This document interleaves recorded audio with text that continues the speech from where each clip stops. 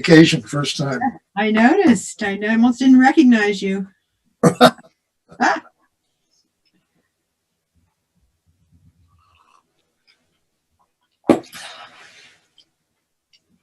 Okay, so I'm going to count you in. Kevin, can you hear me? Yes, I can hear you. Okay, 5, 4, 3, 2.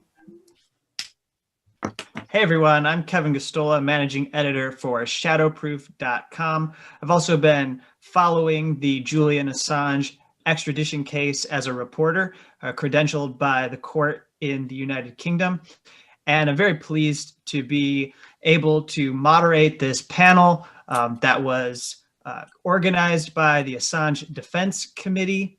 And I want to welcome you all to our discussion. It's going to be about an hour that will be, I'll be asking questions of our panel. And then at the end, there will be an opportunity for people who have questions and maybe want to know more about the case to submit those questions. I'll be happy to take them after we're done with the panel here. But today was the extradition decision, and Judge Vanessa Baretzer, she ruled against the extradition request, finding that extradition would be oppressive for mental health reasons, mentioning that if he was sent to a U.S. prison, particularly a supermax prison, but not just any supermax prison, but the ADX Florence facility in Colorado, if he was sent there, he would likely be driven to commit suicide, and so she could not authorize the extradition request. She went through all the allegations that were put forward by the prosecution and rebutted by the defense. She dealt with all of the rebuttals from the defense and basically dismissed almost everything that the defense had to say, aside from things related to Julian Assange's physical and mental health. And this has included finding some justification for the surveillance operation by UC Global against the Ecuador embassy that targeted Julian Assange. This included everything related to criminalizing the publication of information.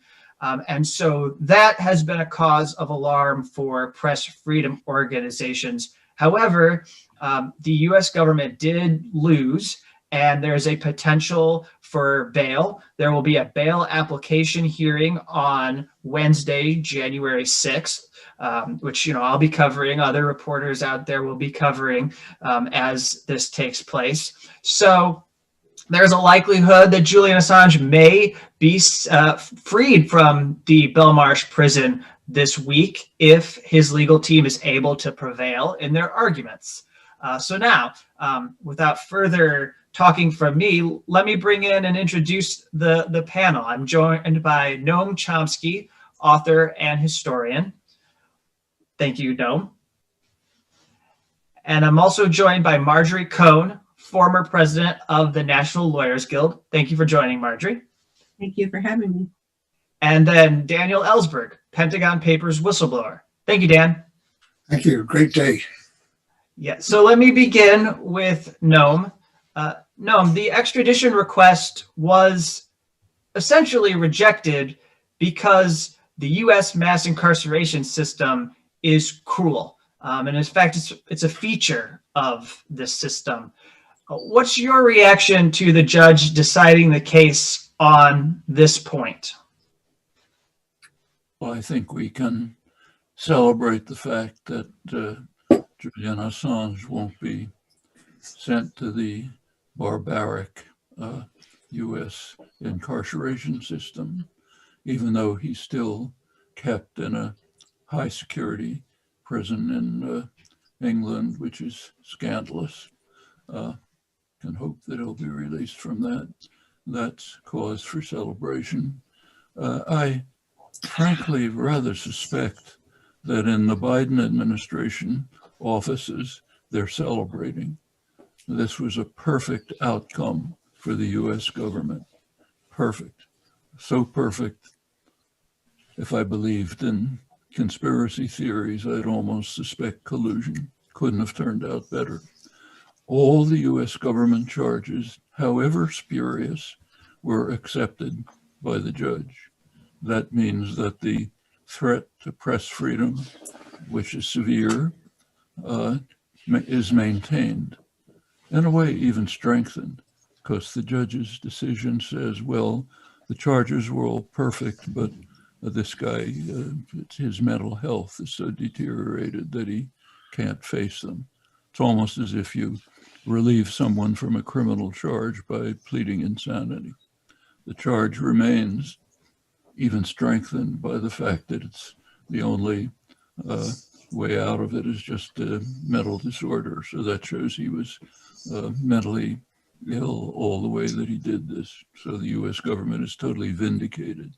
Furthermore, they don't have to face the embarrassment of having him sent to the United States, tried and convicted by a US court on utterly scandalous charges.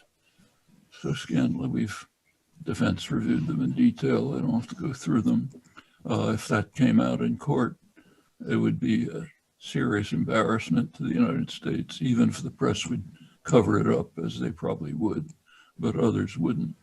So the US government is spared the embarrassment of carrying out, of prosecuting and convicting a person who stood up courageously for freedom of the press. They're spared that embarrassment, and they still have the threats that they wanted maintained. So there's a weapon against anyone who intends to carry out the treacherous act of revealing secrets about US government crimes that the government wants to conceal. That is all maintained. Fortunately, Assange is not going to be sent to the barbaric incarceration system. I think in balance, that's the way it looks to me. And Noam, what would you have to say about what this means for the global reputation of the United States? This has to reflect very poorly on the United States, as a judge is saying that the prison system is not fit for holding prisoners or defendants as they would await trial. Well, first of all, that's hardly a secret. So yes, it reinforces what any knowledgeable person is quite aware of, that the incarceration system is grotesque. Okay, that's true. Worse than that, the United States is one of the very few countries that uses the death penalty regularly in the last couple of weeks, Trump's final weeks in office. So yes, it's a barbaric system. This underscores the fact. But again, my guess is that in the Biden administration transition team, they're probably celebrating. All right, let me bring in Marjorie and ask you. The judge essentially agrees with the United States government's interpretation of what is and is not journalistic conduct. She outlined several of the defense's arguments for what everyone mostly accepts are common news gathering practices, and yet the court did not accept this as journalism. So I'd like to hear your reaction on what the impact of this decision is for global press freedom. And, the journalism that in general is intended to promote human rights. Yes, well, I think we really need to be mindful of the fact that, first of all, this is a monumental victory. It really is. It's a ringing indictment of the U.S. prison system, and it in all likelihood will be upheld on appeal. I'm a criminal defense attorney. It's very, very rare to successfully fight extradition. This judge, Baratzer, grants extradition in 96% of the cases that come before her. And even though the Trump administration is appealing, and presumably the Biden administration will continue that appeal assuming that Trump doesn't drop the indictment or pardon Julian Assange, and assuming that Biden allows this appeals process to go forward, in all likelihood, her decision will be upheld. So I think that's really important, and it's an indictment of the prison system, the high security prisons where these terrorism cases are, people charged with terrorism offenses are. Julian Assange would be in a maximum security prison in solitary confinement, and the judge did agree with the testimony of the psychiatric experts that he would be a high risk for suicide given these oppressive conditions in the prison system. That said, to quote a Columbia Law Review article, this is a loaded gun pointed at journalists who publish foreign policy and defense secrets. And it is chilling that she accepted most of the arguments, not all of them, because some, she said, would be decided at trial, such as the hacking issue, such as whether or not informants were put in danger. But the fact that she accepted the U.S. government's case that the extradition, or rather the Espionage Act, it would be appropriate for a journalist such as Julian Assange is very, very disturbing. This is the first time that the Espionage Act has been used against a journalist. No media outlet or journalist has ever been prosecuted under the Espionage Act for publishing truthful information, which is protected First Amendment activity. And journalists are permitted to publish material that was illegally obtained by a third person, in this case, Chelsea Manning, if it's a matter of public concern. And the U.S. government has never prosecuted a journalist or newspaper for publishing classified information. That's an essential tool of journalism. And the indictment focuses on the kinds of activities that journalists who report on national security matters routinely engage in as a necessary part of their work.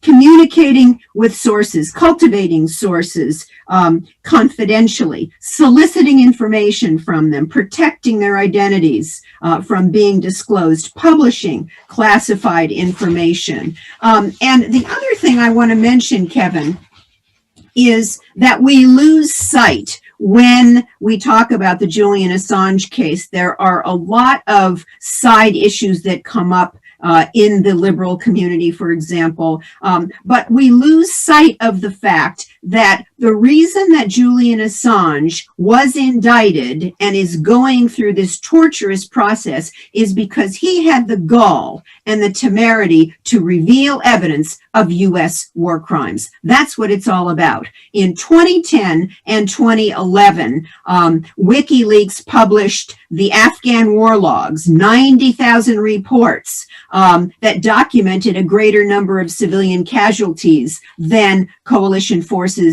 by coalition forces than the U.S. military had reported. The WikiLeaks published nearly 400,000 field reports about the Iraq War, more than 15,000 unreported deaths of Iraqi civilians, and the systemic murder, torture, and rape by the Iraqi army and authorities ignored by the U.S. forces. WikiLeaks published the Guantanamo files, 779 secret reports constituting evidence of U.S. torture and abuse of 800 men and boys ages 14 to 89 in violation of the Geneva Conventions and the Convention Against Torture. And perhaps the most notorious revelation of WikiLeaks was the so-called Collateral murder video in 2007, which depicts a U.S. Army helicopter gunship fire on unarmed civilians in Baghdad, killing 18 people at least, wounding a couple of children, and then when people came to rescue the wounded, firing on them, and then a U.S. Army Jeep driving over and cutting one of the bodies in half. That constitutes 3 separate war crimes under the Geneva Conventions. And keep in mind what we would not know if it were not for national security journalists publishing classified information. We wouldn't know about the CIA secret prisons if it wasn't for the Washington Post expose. We wouldn't know about the massive warrantless surveillance program that the New York Times disclosed. We wouldn't know about the torture and abuse of prisoners in Iraq and Afghanistan that the New Yorker and 60 Minutes published. And that is, it's really critical because government insiders get this information, and Chelsea Manning was a government insider, provide them to media organizations like WikiLeaks, who then publish classified secrets. So I think we need to keep in mind why Julian Assange was indicted by the Trump administration, and why this is so disturbing and chilling to journalists going forward. At the same time, keeping in mind this is a tremendous victory for Julian Assange and an incredible indictment of the U.S. prison system. And Marjorie, in the decision from Judge Vanessa Barretzer, she said it is pure conjecture to link U.S. policies to improper pressure to prosecute Mr. Assange, and there is no evidence to support this theory. And this was the part of her decision that specifically referenced the defense arguments related to the Trump administration attacks on the International Criminal Court, as well as this evidence of torture and war crimes, which you're talking about here today. The judge decided that none of this can be connected. What is your reaction to the judge's argument here? Well, I think she really stretched to find, and she did find, that the U.S. prosecution by the Trump administration of Julian Assange was conducted in good faith, bending over backwards to give the U.S. government the benefit of the doubt. So whereas she decided on this very narrow ground, she wrote an opinion over 200 pages explaining basically why the prosecution case, the U.S. government case, was correct. And keep in mind that it looked like she had prejudged the case at a prior hearing when the defense was trying to get bail for Julian Assange. She said there's a very high chance of extradition, and the U.S. and Britain are very close allies. Of course, they committed war crimes together and started an illegal war together in Iraq, and have cooperated in this way.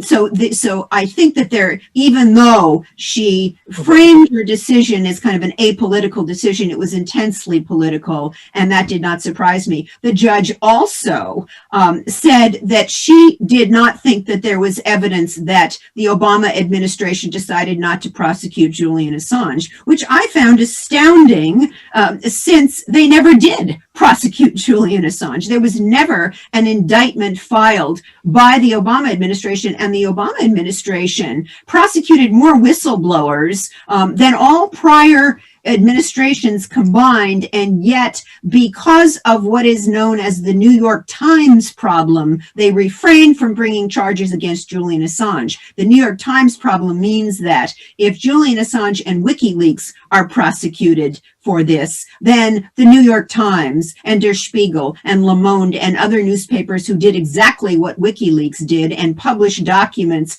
that were provided by WikiLeaks, they would have to be prosecuted as well. And so it is astounding to me that she could find that the Obama administration did not make a decision not to prosecute Julian Assange. They never did. All right. So let me bring in Dan Ellsberg. Dan, my question for you is, the decision by this judge seemed to treat the Official Secrets Act as a law that is similar to the Espionage Act. Of course, most people would say we don't really have an Official Secrets Act in the United States. However, those who have followed the way the Espionage Act has been used in the last decade or so would recognize that Justice Department prosecutors often approach it like it is an official secrets act. So as somebody who was prosecuted under this law, who represents one of the earlier prosecutions with this, what is your reaction to the way in which, you know, this seems to come back to the Official Secrets Act in the UK, and how it seems like more and more we really do have a kind of Official Secrets Act in the United States? Pardon me. Pardon me. There's been a number of cases now, more than a dozen, starting with mine, in which lower courts and appeals courts have held the Espionage Act as applicable to government officials or former government officials who had access to information, as I did, and who've made secrecy promises, non-disclosure agreements effectively. For them to reveal that, they have held that the Espionage Act does apply to that. In my case, it was dropped because of governmental misconduct, but in the Morrison case after me, and in other cases since then, courts have upheld that. The Supreme Court has never addressed the First Amendment constitutional issues, even for applying them to me. And there's a very strong constitutional argument that even I, with my 7,000 pages of top secret documents, on the basis of First Amendment grounds, should not have been prosecuted under the Espionage Act. And that's without even bringing in the fact that that act does not allow for a public interest defense and does not allow a whistleblower who is informing the American people in the interests of America should explain her motives or his motives in doing that. So it's an unfair trial at best. But in terms of chilling free speech, it really should not be applied to even to sources. Now, journalists have never really worried much about the constitutional aspect of this because they took it for granted that it would not be applied to them, despite the fact that the plain language of the Act as amended in 1950, 18 U.S.C. 793, paragraph E, clearly applies, would apply as easily to a journalist as to a government official. As a matter of fact, it would apply to anybody who had knowledge that this information was classified, having been told, let's say, by the New York Times that they were presenting a classified memo. Having been told that in the paper, for any such reader of the paper to pass that information on to somebody else would be a clear violation of the clear, plain language of the statute. Now, it would also, if that were not held to be a violation of the First Amendment, freedom of the press, and even freedom of speech, then the First Amendment would have no meaning whatever. And I'm saying if it's applied even to readers, that's also true of applying to journalists. And so had this, her arguments then are not too surprising, it seems to me, in a way, I'm arguing here a little bit with Marjorie, for a British judge, because she does live in a system where they have an Official Secrets Act, where this clearly would be a violation. They don't have a First Amendment. And I doubt if she's really familiar with such arguments, the constitutional arguments on this case, and they haven't been raised much in the US, including by journalists, even though the language of the Espionage Act has always meant a loaded gun pointed at them. But they say, no, it hasn't been used, and therefore we don't need to worry about it. That changed with the Assange indictment, clearly. And they don't seem to have recognized that still. They seem to be just as much in denial about the threat that poses to investigative journalism as 50, 40 million people in this country are in denial about climate change, or a smaller number about other matters. So it is time for them to wake up. This very indictment then has now said the gun is pointed at them and it is loaded. The fact, as Marjorie did point out, the fact that she, not surprisingly from her demeanor in the whole proceedings, did accept all of the prosecution arguments up to this last one of health. And I would say, see if you agree with me, Marjorie, I would say that someone who accepted the government claims at every point up till then could easily have accepted their claims on the health if she chose to, if she wanted to. And she didn't show any indications earlier of actual friendliness to Assange in any way, or to the principals here. So if she could accept all these very thin government arguments up to there, why not accept their psychological evidence that he really wasn't that depressed and there wasn't really a risk of suicide? It wasn't certain that he would be put in Supermax or that he would clearly be convicted in Alexandria, et cetera, et cetera. If she could accept all that, why not the health? And actually, Jonathan Cook in England, is he not a British journalist? I just saw today, says, it'd be nice to imagine that the British legal, judicial, and political establishments grew a backbone in ruling against extradition.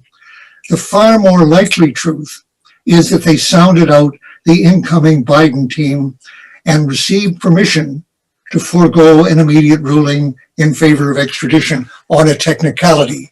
I say that to relieve Noam of the burden of being suspected of being a conspiracy theorist here. I'm just quoting a British journalist, just a quotation here that says, this is what's likely. And it sounds pretty likely to me, that somebody wanted her to end this case on a technicality, on this technicality. Now, okay, does that answer your question or not?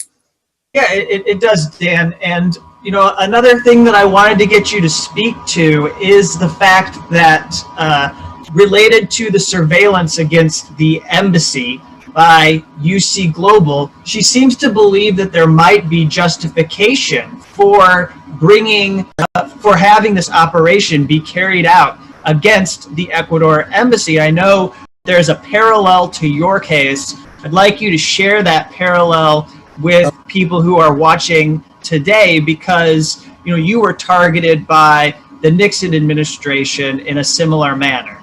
Yeah. Well, first of all, she puts us aside on the grounds that she didn't have enough facts, that she had only partial understanding of the facts. She couldn't make a ruling as to whether this stuff actually had occurred on the basis of anonymous sources, which are anonymous, not anonymous to the people in the case, by the way. The names were revealed in Spain. But no, she said she couldn't rule on that. But the question was, she did allow the possibility, though, of an alternative that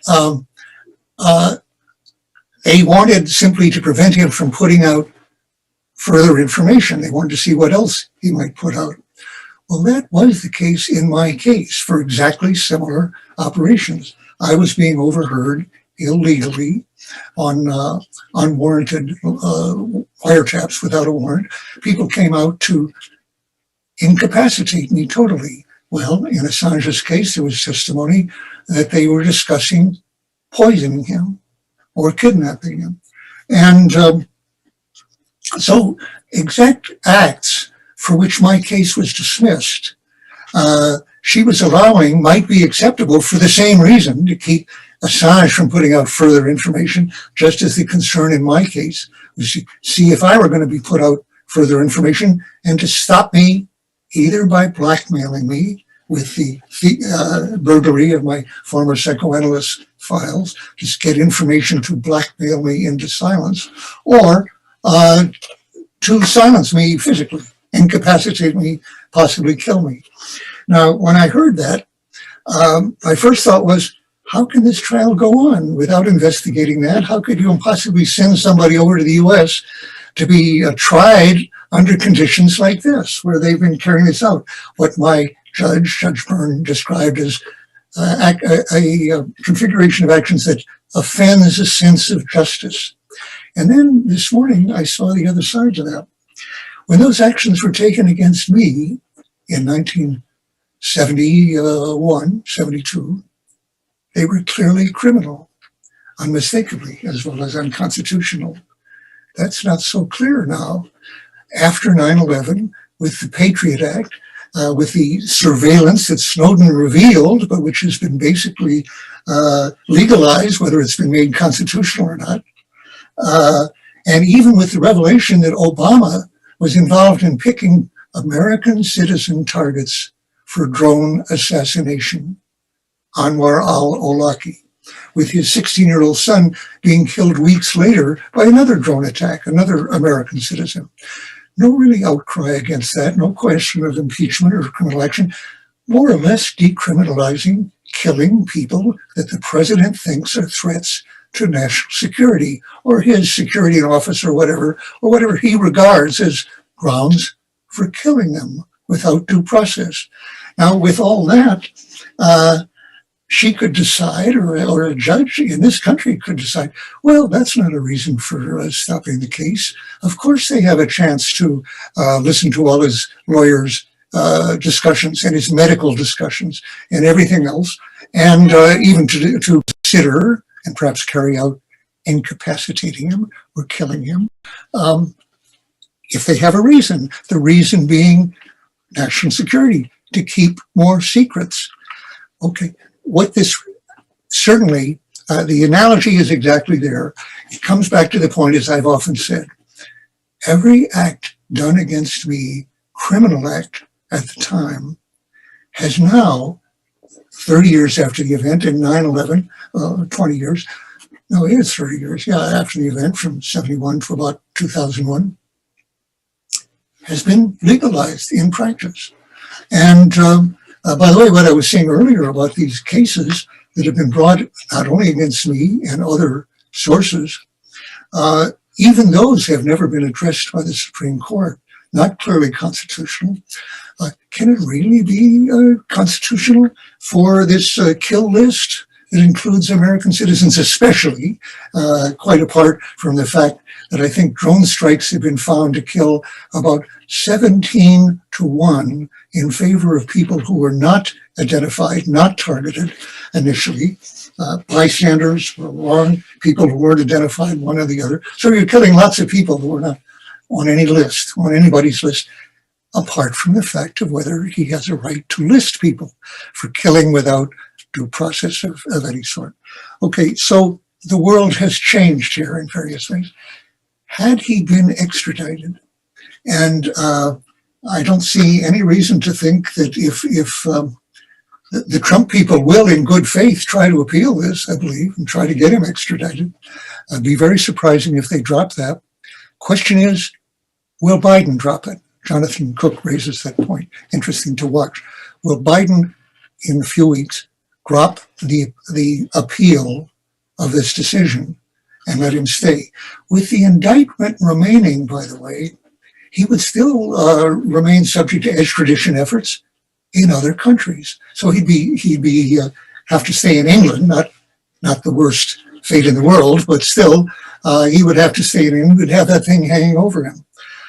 I don't think it's impossible, and I'm asking for it as his partner, Stella Morris, is asking for Trump to pardon him on the grounds that it would stick a finger in the eye of the intelligence community. Today is not that day. And it so happens Hillary Clinton to pardon Assange, that he might, in his present deranged state and desperate state, actually do it. I think that's not impossible. It might be a little more likely than Biden, who, after all, called Assange a high-tech terrorist at the time. So if this thing were to continue, I would have even less confidence that Biden would get him out of prison than Trump would. At a small level, in either case, obviously.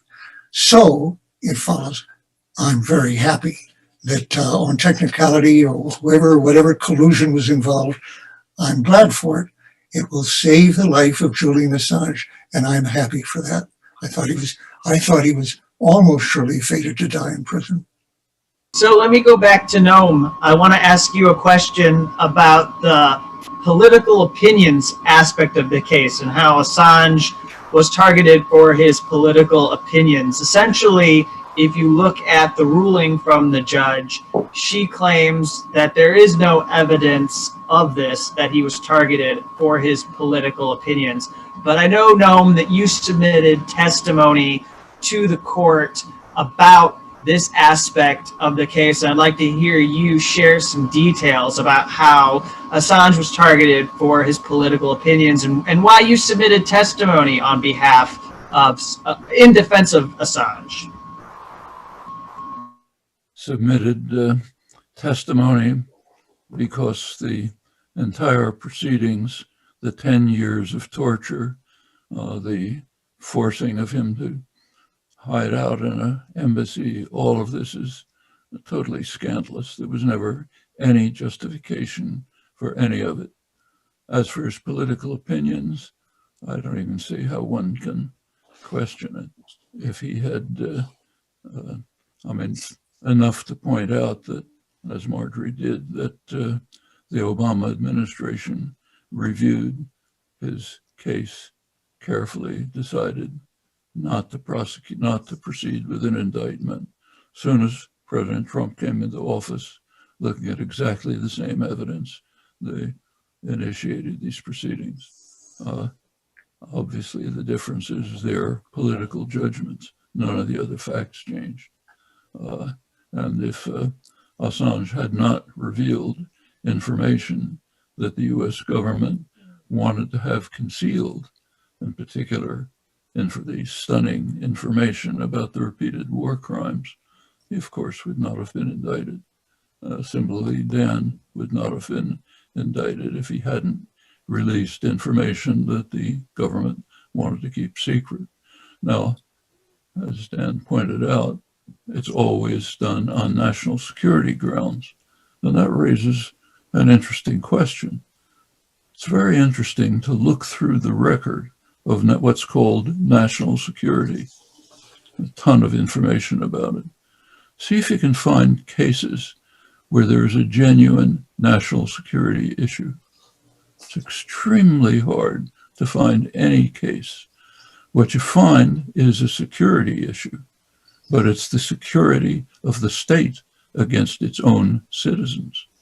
That's what you find over and over when you do a close investigation of the invocation of national security.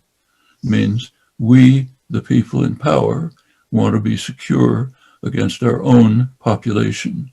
We don't want them to know what they're doing in their name. That's national security. There should be a really close, careful inquiry into this topic. And from plenty of work on it of my own and others, I'm quite convinced that this would be the conclusion that would be revealed. So whenever you hear national security, run for cover. What you're hearing is the government doesn't want you to know what they're up to. Marjorie, I know that you've spent a lot of your work looking closely at the way that Chelsea Manning was abused, and something that stood out to me about the decision from the judge was that in her ruling related to the cruelty that Julian Assange would experience if extradited to the United States, she mentioned how Chelsea Manning was treated when she was subpoenaed to testify before the grand jury, and how she committed or attempted to commit suicide in the Alexandria detention center where Julian Assange would be brought if he was put on trial in the United States.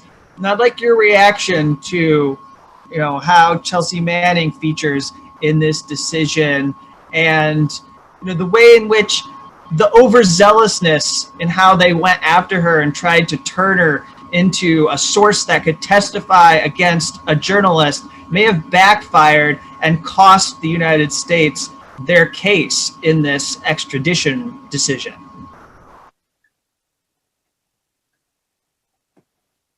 You'll have to unmute, Marjorie. Sorry. It's an interesting point you raise, Kevin. Niles Melser, UN rapporteur on torture, examined Julian Assange several times as recently as last year. I guess we're in 2021, so I guess it would be 2019. And he said that Julian Assange had suffered from prolonged psychological torture from his years in the Ecuadorian embassy, where he had serious health issues and was not allowed to go to the hospital with, in other words, the British government wouldn't guarantee they wouldn't arrest him if he left to go to the hospital. And that plus his history, psychiatric history, and what you just said about Chelsea Manning combined to lead Judge Baratzer to the conclusion that Julian Assange would be a very high risk for suicide if he were sent to the United States, held in a supermax prison, and subjected to solitary confinement. Now, keep in mind, Chelsea Manning was also subjected to solitary confinement. She was held 23 hours a day for 11 months when she was first arrested, subjected to, made to strip nude for inspection, which is cruel, inhuman, and degrading treatment. And she also was subjected to torture. And the Convention Against Torture, which is a treaty both the US and the UK have ratified, forbid the extradition of a person to a country where there is a substantial likelihood they would be in danger of being tortured. And that certainly is the case here. Chelsea Manning took a very principled stand when she remained in custody for many, many months rather than testify before a grand jury, a kangaroo court, a star chamber proceeding against Julian Assange, and was also almost driven to suicide. And this, as you said, did figure into the judge's ruling, ironically. I'd like to go back to you, Dan, and ask you about the dichotomy, this thing that you addressed or was confronted with in your testimony to the court. The idea that Julian Assange is bad, but what you have done is good. That somehow Julian Assange is more deserving of prosecution than you were, even though essentially the allegations, the way that Julian Assange is being prosecuted is almost identical to the way that they came after you, accusing you of violating the same law. Can you address or share how the prosecutors handled you and this idea that somehow you did something that's different than Julian Assange? Why? If people believe that you are a whistleblower and hero, Julian Assange should be given that same respect as well. Well, that last point, Kevin, has risen more in public discussion, I think less in the case. I don't remember the prosecutor in that case making any point that I was better than Julian Assange or anybody else on the US side. But others have said who don't want to condemn me 50 years later, looking back on the Pentagon Papers, but do want to attack Julian. They've made a big distinction, which is totally spurious, as I've often said. But let me mention something that does bear. I was, of course, out on bail from the first day that I was arraigned back in 1971. I was able to go to demonstrations, speak to lectures all the time, demonstrations and interviews of all kinds. I lived outside. And the Chelsea Manning example showed would not have been the case there. That's why Ed Snowden felt that he had to interact with newspersons to explain the material he was giving them. He could only do that if he were not in custody, and he saw from the Chelsea Manning case that he had to be outside the jurisdiction of the US in order to have this interaction. And that's true, he did have to. But something that Chelsea's the experience they subjected her to, she was then Bradley Manning in Quantico, did reveal to a lot of people the experiential meaning of solitary confinement, which she did suffer for 10.5 months. Now, as Marjorie said, the UN rapporteur for torture and human rights and other things did, in fact, find that the conditions under which she was being held there did amount to torture. And when people, there were some people who said, well, you notice that when it's a white person, but, you know, in our prisons in general, it isn't just people charged with espionage. They're subject to solitary confinement, not just for months, but for years on end. In some cases, decades. It is hard to imagine. And the experience, it's not just in the Supermax prison by any means that this condition is done as a disciplinary thing all over. So this finding, actually, it isn't just a judgment by the judge. If you do, as I have, read the opinion today and on which she made that decision, her descriptions today, it's a 130-page opinion with an appendix additional, she describes the conditions under which he would be held in these special administrative measures, which, as I say, are not just for people charged with espionage. People are held under these kinds of conditions for all kinds of charges all over the country. So when you read those, it's hair-raising and should lead to public attention in general to the use of torture, essentially, in our American prisons, generally by other standards. One other connection with my case, though, a very important one. Julian is charged, among other things, it is 17 counts on the Espionage Act, with aiding and abetting and encouraging the leaking of classified information, partly aiding it with his supposed attempts to break a hashtag, which is a very problematic issue as to what that was about. But in general, putting out a list of desired leaks, which corresponded to some extent with what Chelsea put out, although there's no evidence that she was in any way even aware of that list or was in any way influenced by it. And she put a lot of other stuff out there. But I've put out a list like that in 2004 with Ray McGovern in something we call the Truth Telling Project. And we listed 10 or 11 things we thought the public needed to know and should be leaked. Let me bring that right up to date. Right now, as we speak, there is reason, I believe, I have very little doubt, that there is highly classified planning going on to provoke an Iranian action, a response to our provocation that will give a pretext to Trump to attack Iran, as he's wanted to do for years. He has 17 or 18 days left to do that. More than enough time. It's also enough time to block him by an informed public if that information got out. So let me right now, and to every audience I can speak to, say, I do solicit, encourage, I will aid and abet anything here that I think if it comes to my attention, that it would inform us as to conspiratorial action on the part of the president to bring about war with Iran. I say again, from my experience, I have very little doubt, and I could be wrong, but I have very little doubt that such planning does exist in digital files right now, even in hard copy, with a lot of code words on them, top secret and beyond.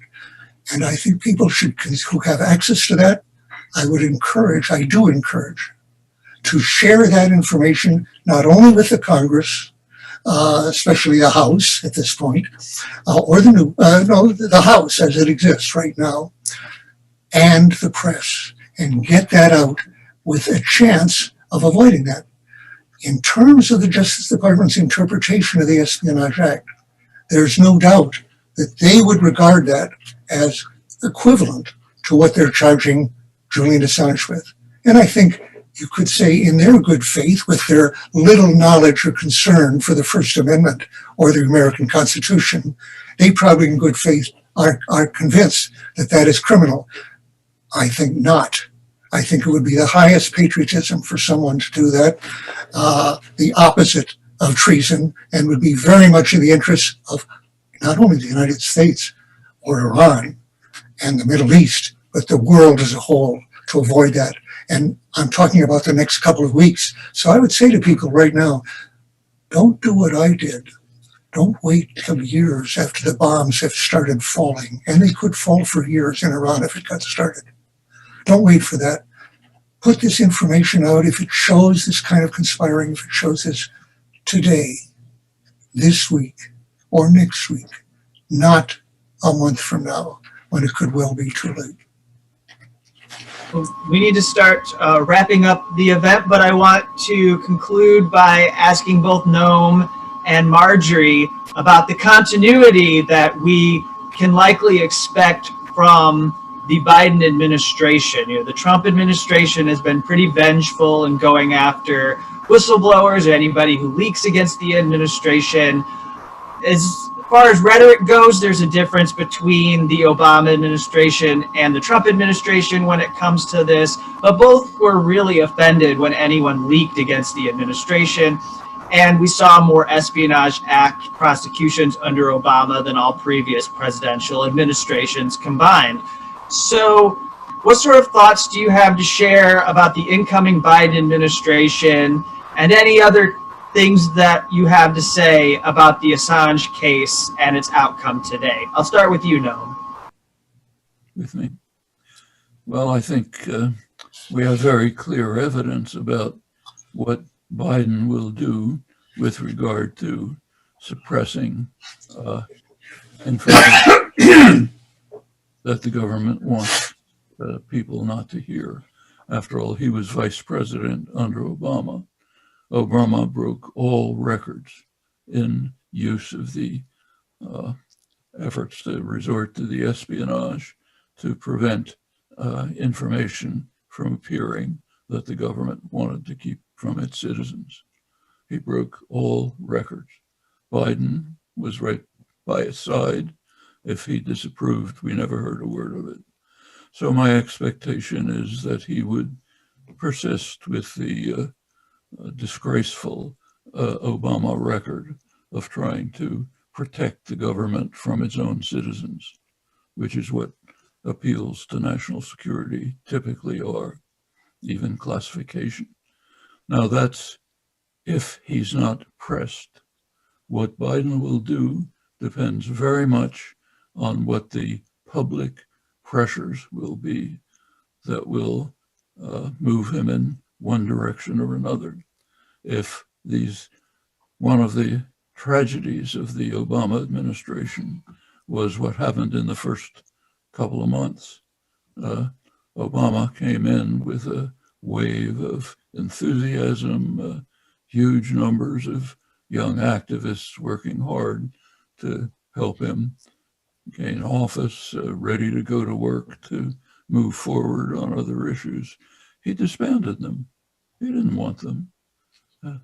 He had gotten the presidency. What does he need them for? In fact, they're a nuisance. They'll press him in directions he doesn't want. So he disbanded them. And then came the tragedy. They went home. If they had stayed there, continued the activist pressure, which is real politics, not pushing a lever once every couple of years, but the constant activist pressure, they had maintained that, maybe Obama would have lived up to some of his fancy rhetoric. Maybe. In the case of Biden, I think we've seen already that under pressure, he has moved slightly towards the progressive side, relieve the pressure. He'll go back to the Clintonite, neoliberal, Wall Street-oriented mainstream of the Democratic Party. And I think to predict what Biden will do is a little bit beside the point. The issue is not to predict it, but to make it happen in a certain direction. And that's going to require constant engagement, not going home after the votes are cast. And Marjorie, anything you'd like to share before we conclude today? Yes, I think that we will likely see Biden using national security, and I put that in quotes because I agree with Noam's characterization of what the government characterizes as national security. Use national security as an excuse to go after anyone who reports evidence of U.S. government wrongdoing. Biden was part of the Obama administration, and yes, Obama prosecuted more whistleblowers under the Espionage Act than all prior presidents combined, but he also refrained from going after Assange, and Biden was part of that administration. I think we continue the pressure on Trump in any way we can to dismiss the indictment against Julian Assange, although I think it's more difficult now because whenever someone tells Trump no, he gets his back up even more, or grant him a full pardon, and continue that with the Biden administration. Keep in mind that the Geneva Conventions, a treaty we've ratified making it part of U.S. law, requires that war criminals be held accountable. And yet Trump pardoned 4 war criminals, Blackwater mercenaries who massacred Iraqi civilians, and yet Assange is still under indictment for revealing war crimes. What is wrong with this picture? Well, thank you again for everyone who joined. I really appreciate all of your insights. It's been really good. I'm gonna stay on as we say goodbye to our panelists. I'm gonna stay on and field a few questions that we have coming in. But thank you, Noam. Thank you, Dan, and thank you, Marjorie. Thank you.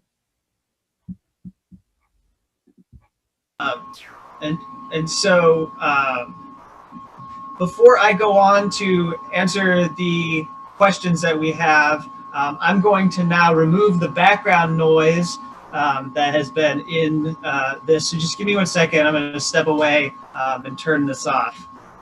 But since we have Dan here, hey Dan, why don't you unmute? Yeah. I'll let you answer one more question before we let you go. Somebody, I know you're in no hurry. Both Noam and Marjorie had to go. They had hard outs at the top of the hour. So I'll ask you one more question. Somebody asks a really good question here about the fact that Bill Keller and Washington Post journalist Dana Priest have all treated Assange as a source rather than a journalist. I wonder if you have a view about that, because, you know, quite clearly he can't be the source. He didn't originate the documents. He doesn't work for a government agency. He would have to be a journalist. But, you know, maybe your comment in the way that journalists have tried to delegitimize Julian Assange by saying he's the source or he's the leaker instead of treating him like a journalist. Well, Bill Keller, Palabras de verdad, libertad. acted disgustingly with respect to Palabras de Julian verdad, in conciencia. a profile that he Palabras de verdad, amistad, about his confianza. bad smell, his terrible clothing. Palabras de verdad tan limpias que a veces duelen. Anywhere near. And I was saying, Palabras de verdad, sinceridad. he's really been disgusting. Hierba buena, verdura y And sol. also to Chelsea Manning. Hierba buena, verdura y sol. Notion that Bill Keller put out from the beginning that he's not a journalist in any way that I recognize. Palabras de I would say verdad, a fairly libertad. transparent attempt Palabras de to verdad, deflect any conciencia. impression that the case that Palabras was de probably verdad, going to be made amistad, against Assange confianza. would also apply to him. In other words, just for legal purposes, he didn't want to Palabras admit de verdad tan Julian, limpias who que a was very veces likely to be duelen. indicted under this, would be indicted on charges Palabras that could de apply just verdad, as well to him. As I was saying sinceridad. earlier, journalists have been in denial of the Hierba fact buena, that the plain verdura y language sol. of the Espionage Act, which is, I would say, as a non-lawyer, but as a defendant, clearly unconstitutional with respect to journalists in particular, and to non-journalists officials, and even to officials under the condition of living in the way that I was charged. So Keller didn't want to admit that. But in terms of one other thing, I would like to say I wish Noam was still here.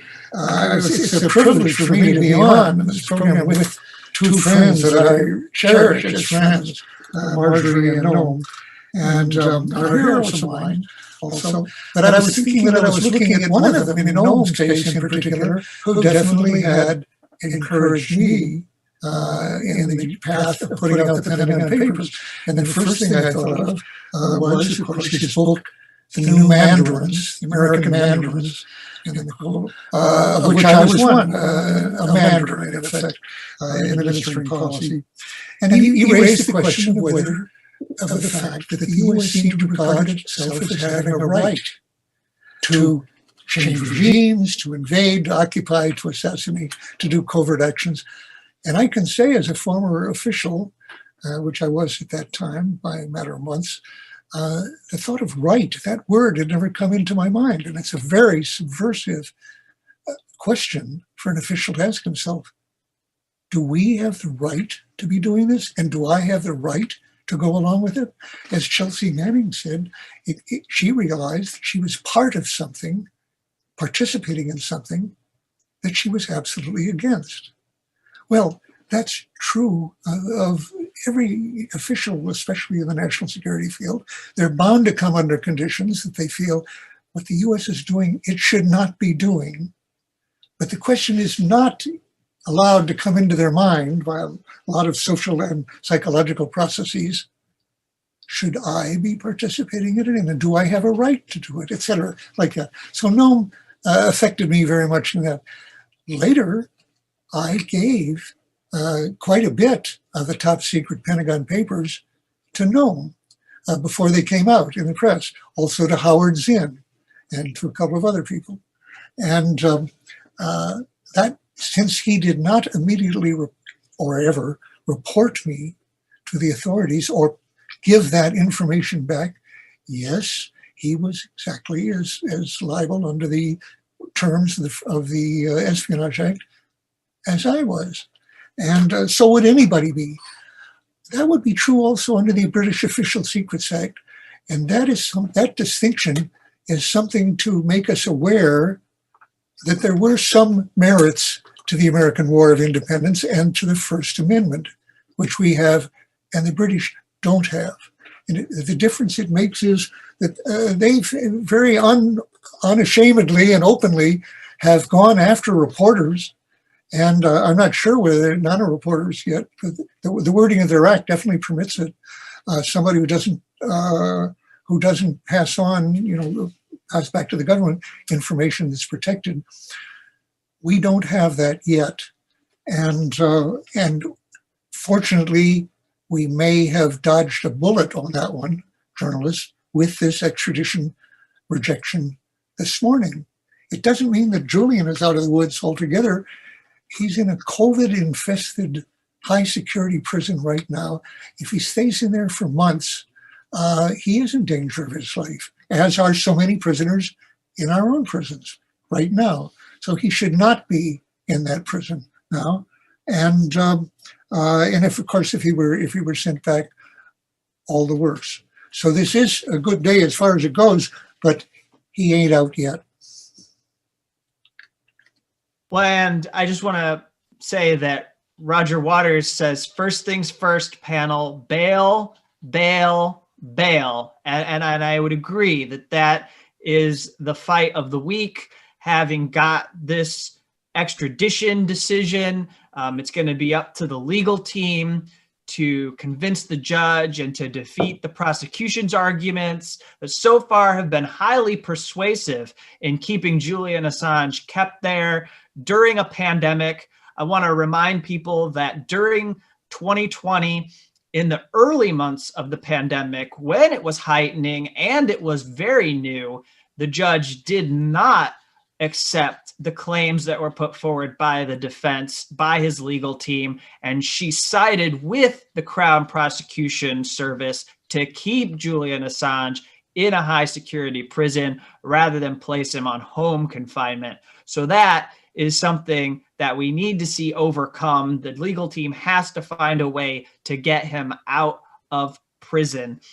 especially since, as you say, the COVID infestation of prisons, we're hearing about the mutation of the virus. And of course, we continue to hear details about his health every single day that we need to take into consideration.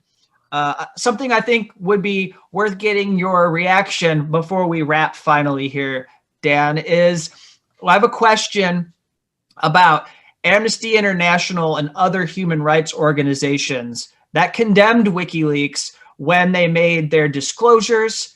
I know that during this decision, the judge referenced The Guardian's open letter that was published against WikiLeaks when they got ahead of themselves and didn't know what happened with the unredacted cables and didn't recognize that David Lee and Luke Harding of their newspaper had released the password and had aided in this 250,000 cable cache becoming exposed and compromised in a way that made it so WikiLeaks could no longer do the methodical work they were doing on these cables by partnering with media organizations country by country. So the question to you is, what do you think about some of these media organizations and or human rights organizations that may have played into the hands of the US government and helped the prosecution, helped the targeting of Julian Assange? Do they have some kind of responsibility to reckon with the role they played? I mean, I can't expect CNN to care, but The Guardian at least could come clean potentially. We could see Amnesty International and some of these other organizations say that they regret the fact that prosecutors have used their own work against Julian Assange and against press freedom. Well, you've just given a reason for them to do it, which was, in effect, cover your ass. In other words, to avoid being charged themselves with having acted in a less than responsible way or a questionable way. Look, with Julian, the issue is not whether he ever did anything problematic or where other people could have a difference of opinion with him, even at that time, or in all the more later after he'd been in his years in prison, I should say, in detention in the Ecuadorian embassy and then now in prison. So it's possible to have great differences with him, and I have my differences with him. So in terms of extradition and of the press issues that are raised and the torture issues raised and all these, virtually all of those are just independent of this question of whether he did everything perfectly, or what he should have done. I do think The Guardian, which I rely on a good deal, I value their reporting. I don't think they've behaved well at all in this since early on in this affair. To a degree that is not easy for me to understand, they have always distanced themselves from him and maybe just came to dislike him. David Lee indicates that quite strongly. And but that, I'm just saying, is a factor that has no bearing on the issues we're dealing with here. No, nobody's perfect. And Amnesty, Guardian, whoever, or Julian, nobody's perfect. Errors are made. I don't think the Guardian has acted well on this. I thought Bill Keller acted very badly on this, although in the end, he did come around to saying, but I wouldn't prosecute him. He didn't come right out and say he's a journalist like me, but he did at least say that. But by the way, remember, Ed Snowden did not give his information to the Times. And in fact, I think was quite angry when somebody did give some of it to the Times. He had very definitely not given it to them because he saw the way they acted in holding back the information on surveillance that had been given to them in 2004 by sources, apparently including Thomas Tam and others, to James Risen about the surveillance that eventually, years later, Snowden revealed, with documents. Well, the Times had that without the documents earlier, and Bill Keller had chosen not to put it out. And for that reason, Snowden did not give it to the Times. He gave it to Glenn Greenwald and others, who, by the way, was, I think I said the Observer earlier, that was connected to the Guardian, but remember, Glenn Greenwald was working for the Guardian, was he not? When he first worked on this problem. He left later, but I think it was later. So coming back, Snowden shows it, not to give it to the Times.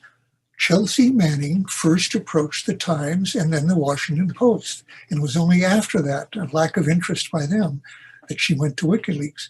Well, coming right up to the present, take this stuff that I am encouraging someone to put out right now, if it exists, if they have access to highly classified information that the US, that Trump is trying to promote war with Iran, which would be disastrous. Worse, I think, if it got into at all the back and forth exchange and a real war, would be worse than Vietnam, Iraq, and Afghanistan combined. So it's extremely important that we not get into this armed conflict with Iran. And if someone who's aware of that, she should consider putting it out. Now, if they gave it to the Times, which I would encourage, or the Post, because they are authoritative sources that put out a lot of documents, especially the Times, they might or might not print it. With documents, I think there'd be a fair chance, but they also might not. Too hot, too fast, too much confirmation needed. The government denies it, et cetera, et cetera. We can't deal with it in the next 2 weeks when it might actually happen. Then WikiLeaks still exists. Actually, you don't have to go to WikiLeaks. You can put it out on the web in various ways. But I do point to the fact that WikiLeaks did exist as a place that Chelsea Manning could go to with the Collateral murder video, when the others did not. And that's the function that it served. Not necessarily always put to the best use, or even good use considerably, like any other newspaper, but it was there. And we do need something like that, a channel of last resort when you feel that enormous numbers of lives are at stake, as in the Iran case, or as in Ed Snowden's case. Constitutional principles involved in universal surveillance are actually going on, and the principles are being broken. Then people should consider, at whatever cost to their own personal lives, because a war's worth of lives is at stake. Well, thank you, Dan. I'd like to wrap up, but I'm really grateful that you were able to join us for the discussion. Again, I thank everyone for tuning in to Noam Chomsky, and also to hear Marjorie Cohn speak earlier. And as I conclude, I just want to thank everyone. I want to thank WBAI for airing this. I don't know if I did my job appropriately. I think I was supposed to mention them at the beginning of our conversation. I forgot to leave them out. So I apologize for not naming them, but we've been on the radio. At least the first hour was on the radio. And so I'm going to conclude, but on Wednesday, everyone, there will be the bail application hearing. And I encourage you all to continue to follow the work of the Assange Defense Committee, who are going to be putting out updates about Assange's case, and to follow journalists out there who are credentialed and who are following this as it proceeds on to the appeal phase, because even if we feel good about it because it's a narrow kind of an appeal and it doesn't really have to do with the charges, it has to do with the United States being able to prove that the US government isn't involved in managing a brutal mass incarceration system. Even despite that, we still have to pay close attention to how this proceeds. And I think it's up to people out there to do as Dan has suggested, and others, including Marjorie, have mentioned the pressure that could continue on Trump to pardon Assange, and also the fact that when Joe Biden enters as president, we are going to want to see the appeal dropped in its entirety by the Justice Department. So I think those are all places that people can go next as far as activism. So with that, I'm going to sign off, but thank you all for tuning in to this conversation, and I will see you around. Hierba buena, verdura y sol.